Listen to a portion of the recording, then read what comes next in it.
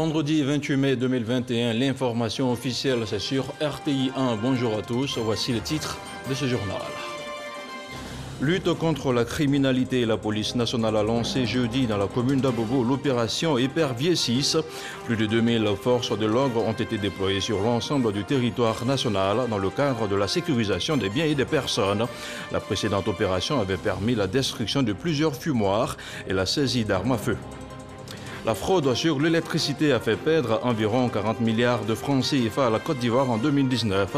Des chiffres communiqués à l'issue d'un atelier sur les infractions au code de l'électricité à Grand Bassam. La rencontre a permis de sensibiliser mais surtout d'établir des stratégies de lutte contre les infractions au code de l'électricité. Et puis le président français était au Rwanda. La visite d'Emmanuel Macron à Kigali jeudi fait suite à un renforcement de la coopération entre les deux pays depuis 2 ans. Le chef de l'État français était accompagné par l'Agence française de développement et d'une dizaine d'entreprises de son pays. Voilà pour les titres. Sitôt rentré de son périple ouagalais, le ministre de la Réconciliation nationale s'est rendu hier jeudi au Conseil constitutionnel. Kwadio Konan-Bertin a été reçu en audience par le président de l'institution.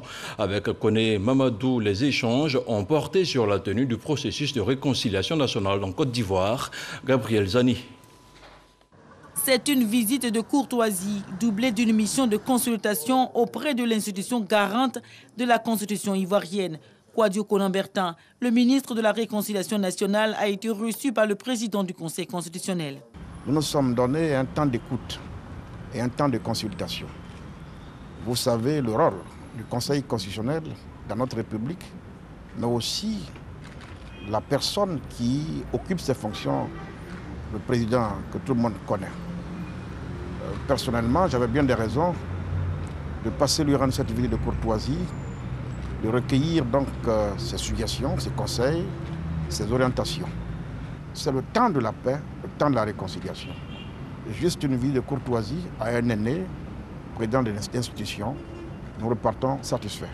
Chargé de la régulation du fonctionnement des pouvoirs publics, le Conseil constitutionnel est juge de la conformité de la loi à la Constitution et contrôle aussi les élections présidentielles et parlementaires. L'avis du président de l'institution sur la démarche dans la mise en place d'une vraie politique de réconciliation nationale est indiscutable. Je lui ai donné ce conseil de chez moi qui dit que quand vous voyez le poisson prier Dieu pour qu'il pleuve beaucoup et qu'il y ait beaucoup d'eau dans la rivière, il ne prie pas pour la rivière, il prie pour lui-même. Parce que s'il n'y a pas d'eau dans la rivière, il va mourir. Donc on a tous intérêt au temps qu'on est et à tous les niveaux où on se situe, à ce qu'il y ait la paix et la réconciliation dans ce pays. Une politique de réconciliation nationale inclusive, voilà l'idée poursuivie par le ministre de la Réconciliation au travers des consultations dans les institutions. Des parlementaires français se rapprochent un peu plus de la Côte d'Ivoire. Une délégation de députés de l'Hexagone séjourne à Abidjan. Elle a été reçue hier jeudi à la permanence du Sénat. En toile de fond, il s'agit pour elle d'approfondir les relations entre la France et la Côte d'Ivoire. Le point de la rencontre avec Herman Guibé. Des parlementaires français, députés et sénateurs, reçus à la permanence du Sénat ivoirien, en visitant Côte d'Ivoire après avoir rencontré le mardi dernier le vice-président de l'Assemblée nationale, la délégation de parlementaires français a eu une rencontre ce jeudi avec le vice-président du Sénat ivoirien, Germain Anouman-Olo. Mission conduite par Patrice Anato, député de La République En Marche. Comment cette délégation de parlementaires français compte contribuer de façon concrète au renforcement de la coopération entre leurs différents pays. Nous ne saurions visiter l'Assemblée sans visiter nos homologues sénateurs, puisque les deux chambres contribuent à l'élaboration de la loi et, bien entendu, à la démocratie de nos pays respectifs. Il y a eu un déplacement du ministre Bruno Le Maire ici en Côte d'Ivoire et d'autres visites qui seront dans les prochains jours. Nous allons donc continuer à échanger entre élus, de sorte à mettre en place certainement des projets entre nos différents territoires. Nous avons parlé de coopération décentralisée. Nous nous faisons ambassadeurs des désirs que nous avons de chaque côté pour qu'ensemble nous puissions être gagnants dans les relations qui lient nos deux pays. Côté Sénat ivoirien, ce fut une rencontre riche en partage d'expériences. Il était bon de discuter, voir comment ils arrivent à diriger leur commission pour que l'impact social qu'ils en tirent, nous puissions en bénéficier. Nous voulons capitaliser les erreurs qu'ils ont pu effectuer lors de leurs différents mandats, pour ne pas recommencer les mêmes erreurs chez nous. C'est le sens que nous accordons essentiellement à la visite de nos collègues de la France. Échange de présents symboliques, les deux délégations sont sorties satisfaites de ce temps d'échange, avec la promesse de se retrouver très bientôt. Le rond-point de la mairie d'Abobo a servi de cadre au lancement officiel de l'opération Épervier 6, une opération qui a pour but de sécuriser des biens et des personnes sur toute l'étendue du territoire national. Cette année, ce sont plus de 2000 agents des forces de l'ordre qui seront déployés sur le terrain. Ahmed Traoré à Boussanogo. Rond-point de la commune d'Abobo, l'opération de sécurisation des personnes et des biens, dénommée Épervier 6, lancée en présence du ministre de l'Intérieur et de la Sécurité Vagondo Diomandé et du ministre des Affaires étrangères, de l'intégration africaine et de la diaspora, Kandia Kamara, maire honoré de la commune d'Abobo. Une opération qui vise à lutter contre le grand banditisme, la criminalité sous toutes ses formes, le trafic illicite de drogue, le phénomène des enfants en conflit avec la loi, le terrorisme et à rechercher et démanteler les gangs armés et autres bandits de grand chemin. Pour le ministre Vagondo Diomandé, la sécurité publique est au cœur des préoccupations du gouvernement.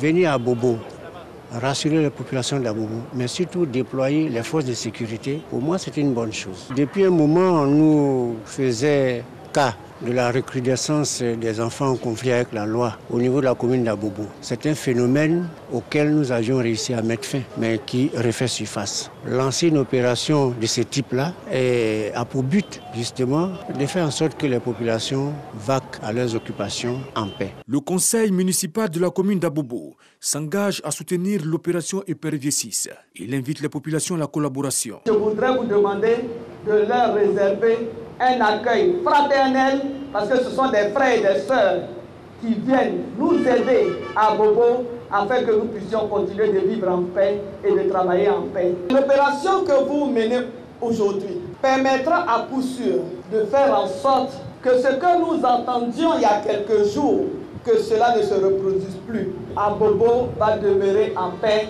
L'opération Épervier 6 est une technique de maillage des zones à risque du district d'Abidjan en vue de lutter contre le banditisme sous toutes ses formes. Elle engagera 2000 hommes issus de la police nationale, de la gendarmerie, du CCDO et de l'armée et va s'étendre à l'ensemble des villes du pays. Autre chose à présent, le ministre du Commerce, de l'Industrie a visité la zone portuaire, l'abattoir de Port-Boué et certaines boulangeries d'Abidjan. Sur le terrain, Souleymane Diarra-Souba a partagé avec les différents opérateurs les difficultés causées par la crise énergétique. Il s'est assuré que les prix décidés pour les denrées de première nécessité sont respectés et appliqués. Lansine Bakayoko. Au niveau des marchés, les produits de grande consommation comme le pain, la viande et le ciment enregistrent des augmentations anarchiques. Des spéculateurs véreux profitent de la crise énergétique qui a rétréci la production pour faire grimper les prix. Une surenchère qui ne laisse pas le ministre Souleymane Diarra-Souba indifférent. Que ce soit le riz, que ce soit l'huile, que ce soit les produits vivriers, nous veillons en tout cas à ce que les prix qui sont appliqués ne soient pas augmenter sans motif. Et nous travaillons en bonne intelligence avec nos partenaires habituels. Selon le protocole d'accord signé avec les opérateurs économiques et les industriels, la baguette de pain reste à 150 francs. À Djamé, tout comme à Marcory, où Souleymane Diarra-Souba a pu visiter quelques boulangeries, le tarif convenu est respecté. Même chose à l'abattoir de Port-Boué, où le kilogramme de viande de bœuf se négocie autour de 2600 francs. Quant à la tonne de ciment, le prix plafond s'élève à 90 000 francs. Devant le ministre en charge du commerce, les acteurs se sont engagés à maintenir le cap. Vous voyez ces prix-là, ça ne va pas trop, mais on fait avec ça. Tout le monde. C'est que bon, pour les autorités nous a demandé là, on ne peut pas s'imposer. En ce qui nous concerne, la chaîne de production et de distribution, nous sommes parfaitement en règle par rapport au communiqué du ministre du Commerce. Malgré les assurances, les services maintiendront l'observation continue des prix des différents produits en veillant à la saine application des dispositions relatives à la concurrence et au protocole d'accord signé. Nos inspecteurs de commerce seront aussi bien à Abidjan que sur tout le territoire ivoirien pour s'assurer du respect et de l'application des décisions prises par le gouvernement de Côte d'Ivoire. En principe, les perturbations au niveau de la fourniture de l'électricité devraient prendre fin en juillet prochain. Je vous le disais en titre, 40 milliards de francs CFA, c'est le montant du préjudice financier causé par la fraude sur l'électricité entre 2019 et 2020 à l'État de Côte d'Ivoire. Et pour juguler la contrebande, la Direction générale de l'énergie renforce les capacités de ses agents. Les acteurs se sont réunis à Grand Bassam pour élaborer des stratégies de sensibilisation et de lutte contre les infractions au code de l'électricité. Jean-Luc Mangbo. Outre les pertes techniques liées aux défaillances sur certaines installations électriques, la fraude sur l'électricité demeure l'un des principaux obstacles à l'équilibre financier du secteur électrique ivoirien. La fraude sur l'électricité, c'est le fait que les gens sautillent de façon illicite l'électricité sans que ce ne soit facturé par le concessionnaire CIE. Voilà, donc c'est ce préjudice qui a été évalué en 2019 autour de 40 milliards de francs qu'on paie. C'est au code de l'électricité en vigueur depuis 2014 que revient la mission de juguler cette fraude sur l'électricité. Il s'agit d'un dispositif répressif piloté par des agents assermentés. Cet atelier vise donc d'une part à mieux leur faire connaître ce code et d'autre part à créer une synergie d'action entre toutes les parties prenantes du secteur de l'électricité sur la lutte contre ces infractions. Des actions concrètes qu'on peut mettre en œuvre. Et il ne s'agit pas donc de définir des actions qui vont avoir des difficultés à être mises en œuvre sur le terrain. On veut aller sur des actions concrètes à mettre en œuvre donc pour lutter efficacement contre ces infractions. Tout ce qui peut être fait pour que le secteur soit fiable au plan financier et qui puisse jouer sa partition au développement global de la Côte d'Ivoire. Les 50 participants à cet atelier auront 48 heures pour définir les bases d'une stratégie commune de lutte contre les infractions au code de l'électricité. Stratégie qui sera appliquée sur les 5 prochaines années sur toute l'étendue du territoire. Depuis jeudi, Abidjan est la capitale des œuvres audiovisuelles et cinématographiques. La deuxième édition de Abidjan Film Summit va mener la réflexion autour de la rentabilité des œuvres audiovisuelles et du 7e art. La rencontre initiée par la RTI vise à accroître la productivité des acteurs du secteur. On en parle avec Jean-Marc Yadji. Plus de 100 acteurs du cinéma et de l'audiovisuel ivoirien en présentiel et en ligne pour la deuxième édition de l'Abidjan Film Summit. Ils échangent et discutent sur leur capacité à tirer des revenus de leur fiction télévisuelle, courts et longs métrages et autres contenus audiovisuels. 5 panels ont animé ces assises. Les thématiques sur les conditions de rentabilité des productions locales ont par exemple été débattues. Au niveau de la rentabilité, déjà, il y a le fait de pouvoir vendre partout. Puisque nous travaillons beaucoup plus avec les chaînes de télé, pas avec les DVD et tout. Donc, il faut avoir d'abord un large réseau où on peut vraiment vendre nos contenus sur plusieurs chaînes. Pour qu'une œuvre audiovisuelle soit rentable, il y a des prérequis. C'est d'abord un bon scénario, un bon script. Il faut tout le professionnalisme des techniciens qui tournent et des réalisateurs qui tournent là-dessus. Et également, après, il faut une bonne promotion. Une bonne promotion pour que l'œuvre soit connue, l'existence de l'œuvre soit connue et puis ensuite qu'elle puisse être bien distribuée. Fosséni Dambélé, directeur général du groupe RTI, structure initiatrice de la rencontre, a exprimé sa gratitude à l'État de Côte d'Ivoire pour ses actions entreprises pour la qualité des productions audiovisuelles. Les ministères de tutelle, par le biais du ministre Amadou Koulibaly et Arlette Badou Nguessan, ont communiqué la vision de l'État pour le secteur cinématographique et audiovisuel. Ils sollicitent l'investissement privé et la mutualisation des efforts. L'État fera ce qu'il peut faire, mais c'est à eux aussi d'être assez ingénieux pour mutualiser tous les efforts, pour mutualiser surtout les sources de financement. Sur un plateau de tournage, vous avez plusieurs métiers. C'est fortement pourvoyeur d'emplois également. Et à partir de ce moment, le secteur privé devrait pouvoir s'y intéresser. L'État pourrait apporter des fonds de garantie pour pouvoir donc soutenir ce secteur, mais nous invitons véritablement le privé à s'intéresser donc au secteur de la production audiovisuelle et cinématographique. L'Abidjan Film Summit a pour objectif de créer une plateforme d'échange permettant aux acteurs de l'audiovisuel de participer à la création d'une feuille de route pour la Côte d'Ivoire dans le secteur. La santé de la nature, c'est notre santé, c'est le thème de l'édition 2021 de la quinzaine de l'environnement et du développement durable. Elle sera célébrée du 4 au 17 juin prochain. L'annonce officielle a été faite par le ministre de l'Environnement et du Développement durable, le compte-rendu de Jeanne Atoubé. Sur le temps consacré à l'espoir, le ministre de l'Environnement et du Développement durable ouvre solennellement l'édition 2021 de la quinzaine nationale de l'environnement et du développement durable. La célébration le 5 juin prochain de la Journée mondiale de l'environnement est le premier acte d'un ensemble d'activités en cohérence avec le thème de cette année, la santé de la nature, c'est notre santé.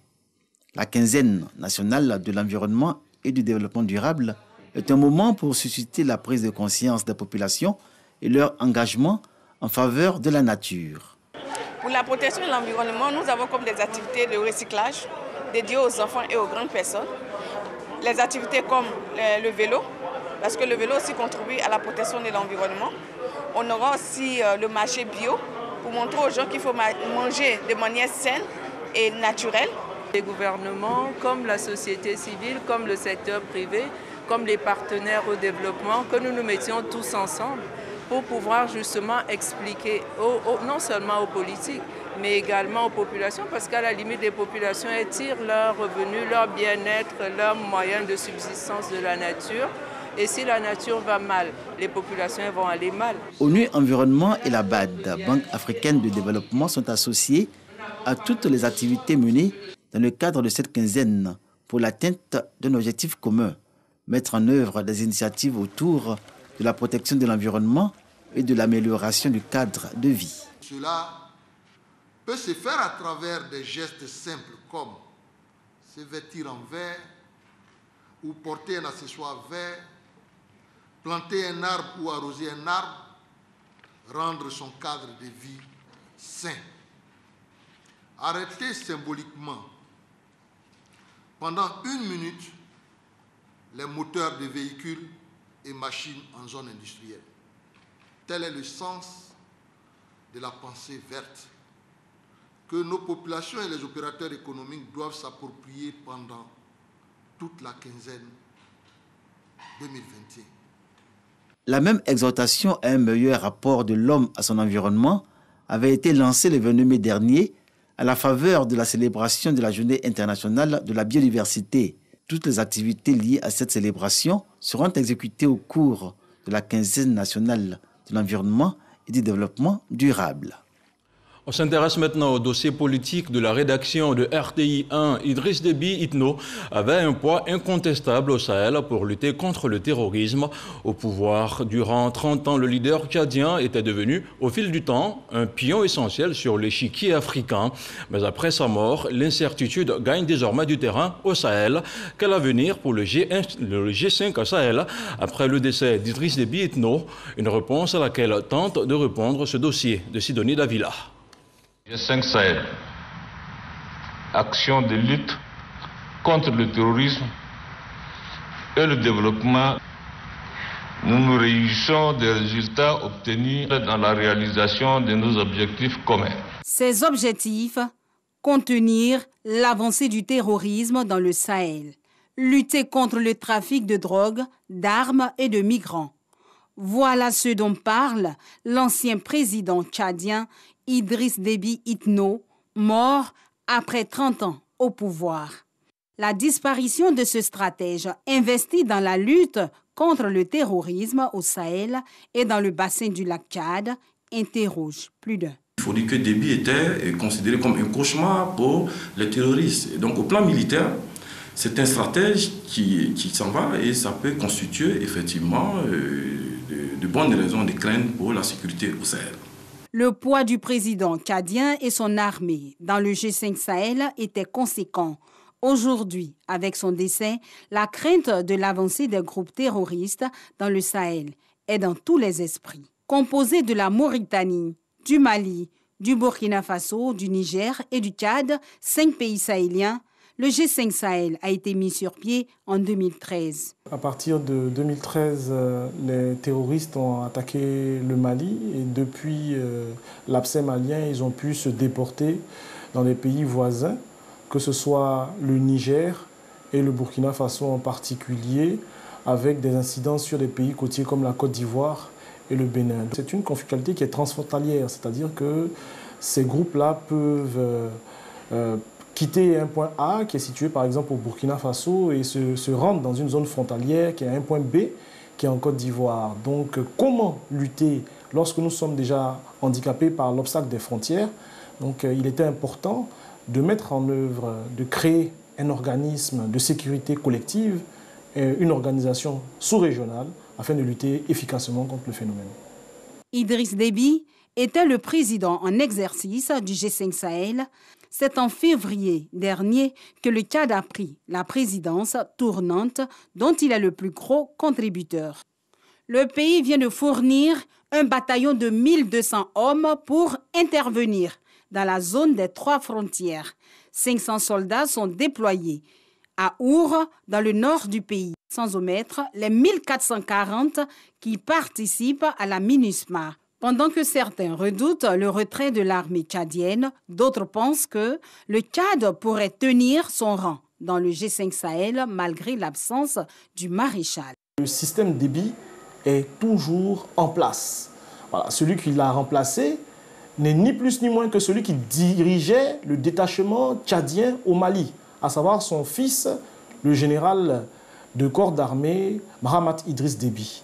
Et donc c'est à quelqu'un qui est lui-même rompu aux arcanes de la lutte contre le terrorisme, puisqu'il a fait ses armes, il a même été blessé sur le front. Et le CMT, l'organe qu'il dirige, le comité militaire de transition, a affirmé à plusieurs reprises que les engagements internationaux, c'est-à-dire les engagements pour ce qui concerne l'intervention du Tchad dans les pays voisins, au Mali en particulier, seront tenus. Un avis que partage cet enseignant-chercheur en sciences politiques. La mort de Déby, c'est vrai que c'est triste, mais c'est aussi un appel au rassemblement des pays d'Afrique, des pays du Sahel, pour œuvrer à avoir justement des stratégies militaires capables de constituer un frein à l'avancée du terrorisme. Certes, le système Déby demeure, mais il faut reconnaître le rôle important de la France avec l'opération Barkhane, l'allié sûr pour le G5 Sahel. Le volet stratégique, c'est Paris qui a les armes qu'il faut, qui a la logistique, qui a les satellites. Maintenant, le volet tactique, opérationnel, peut être conduit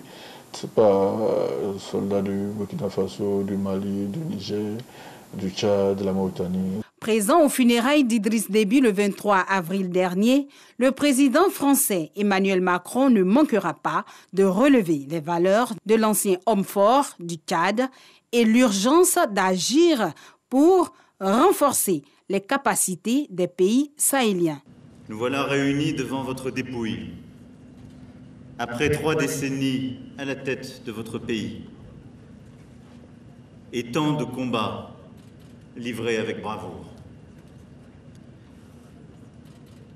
Les batailles que vous avez menées, je vous cite, ont toujours eu pour finalité la défense de l'intégrité territoriale de la patrie, la préservation de la stabilité et de la paix. Le Front pour l'alternance et la concorde au Tchad, FACT, est le groupe rebelle qui a lancé l'offensive qui aurait provoqué la mort du président Idriss Déby sur le champ de bataille. La junte au pouvoir a pu repousser cette rébellion, ramenant ainsi le calme au Tchad.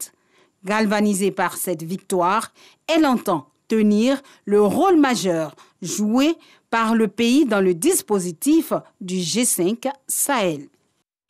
Voilà, c'était pour vous l'avenir du G5 Sahel après le décès d'Idriss Déby. Un reportage à revoir sur RTI 1. On s'intéresse maintenant au point de la situation de la Covid-19.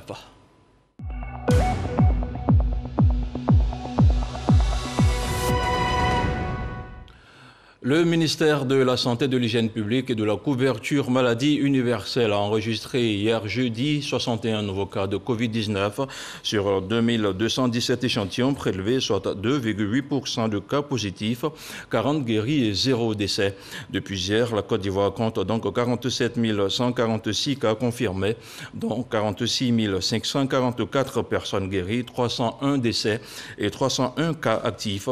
Le nombre total d'échantillons de 641 049. Le 26 mai, 10 885 doses de vaccins contre la Covid-19 ont été administrées, soit un total de 528 084 doses administrées. Le chef de l'État, le président Alassane Ouattara, a présidé hier jeudi une réunion du Conseil national de sécurité au palais présidentiel. La rencontre était consacrée à la situation sanitaire et sécuritaire dans notre pays. Un accent particulier a été mis sur les affrontements entre Nigériens et Ivoiriens. Des affrontements survenus le 19 mai dernier et qui ont fait 1 mort et 39 blessés. Au total, 38 personnes ont été mises aux arrêts. On regarde un extrait du communiqué final lu par le ministre Fidel Sarasoro, secrétaire du Conseil national de sécurité. À la date du mercredi 26 mai 2021, la Côte d'Ivoire dénombrait 47 085 cas confirmés de Covid-19, dont 46 504 guéris, 301 décès, 280 cas actifs, et il est à noter que le nombre moyen de cas positifs a considérablement baissé d'avril à mai, avec 72 cas par jour en avril, contre 40 en mai, montrant ainsi que l'épidémie est dans une phase décroissante. Le Conseil national de sécurité, tout en se réjouissant de ces signes encourageants, appelle toutefois les populations à la vigilance, car les nombreuses interactions sociales liées aux événements religieux et aux prochaines vacances scolaires, ainsi que la saison des pluies, pourraient être des facteurs d'accroissement du taux de positivité.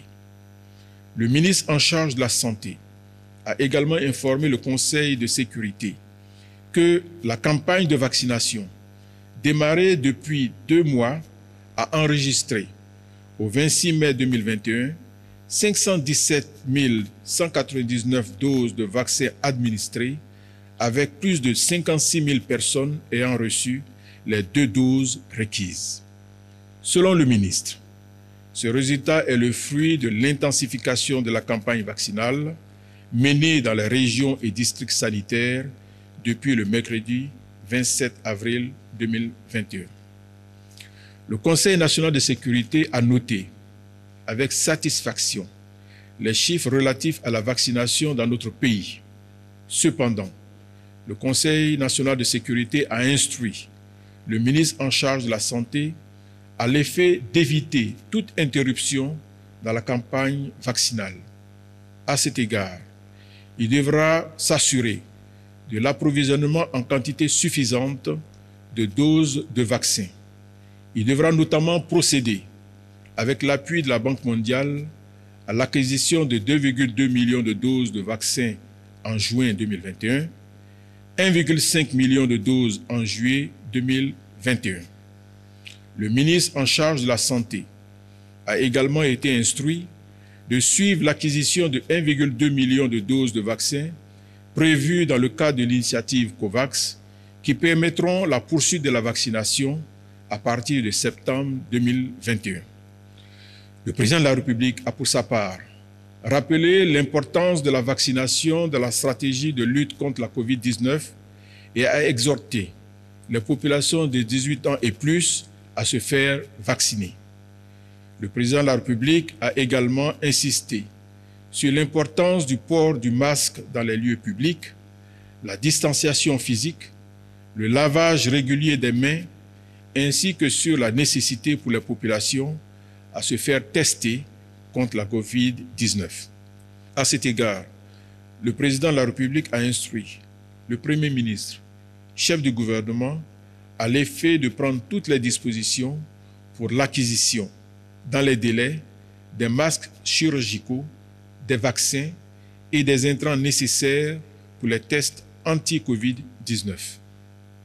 Le président de la République a enfin réitéré ses encouragements à tous les acteurs impliqués dans la lutte contre la Covid-19 et a invité de nouveau les populations vivant en Côte d'Ivoire à se faire tester et vacciner tout en continuant à respecter scrupuleusement les mesures barrières.